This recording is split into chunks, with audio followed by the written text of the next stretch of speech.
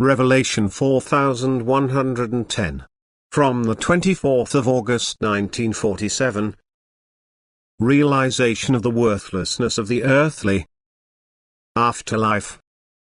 What can earthly life still offer you if you have realized that life in the spiritual kingdom is far more valuable, that it is, after all, the actual life which is only preceded by a period of preparation?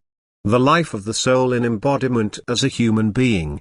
And when this time of preparation draws to a close, every thought must then be directed towards the afterlife. This afterlife must be eagerly awaited because it replaces the life in the last shell, and the soul as a free spirit enters spheres which touch it in an extremely pleasant way if only the soul has reached a certain degree of maturity.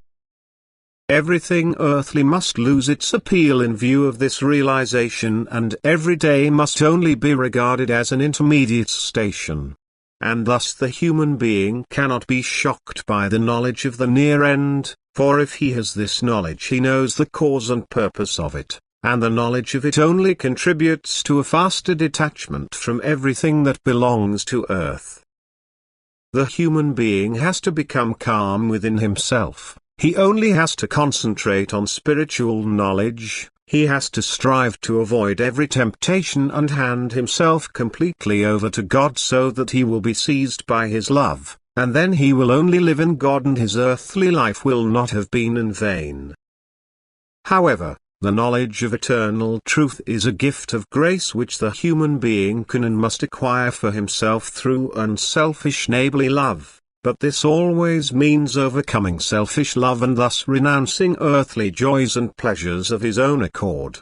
Consequently, the human being must first give something before he can receive. He must not regard the earth with its appeals as desirable, but he must learn to despise it. Only then does he relinquish what is still valuable to his fellow human beings. He gives it to the needy neighbor and receives something purely spiritual in return. The spheres of light open up to him and radiate into his heart, which now detaches itself more and more from earthly things and exchanges spiritual knowledge for it, which now makes him consciously strive for spiritual life.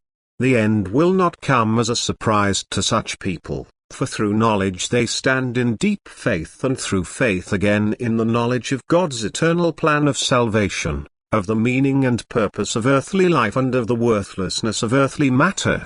They live consciously and with God and will gladly exchange life for eternal bliss. Amen.